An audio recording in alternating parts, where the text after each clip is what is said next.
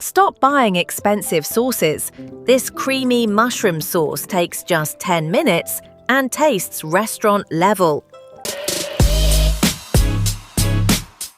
2 tablespoons butter, 1 tablespoon oil, 1 cup mushrooms, sliced, 3 garlic cloves, minced, 1 small onion, finely chopped, 1 cup fresh cream, 1/2 cup milk, salt to taste, black pepper, 1/2 teaspoon, 1 teaspoon soy sauce, fresh parsley, optional. Heat butter and oil in a pan on medium flame. Add chopped onions. Sauté until soft and slightly golden. Add garlic and cook for 30 seconds until fragrant.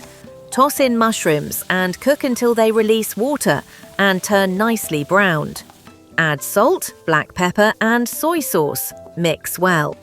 Pour in milk and cream. Stir continuously.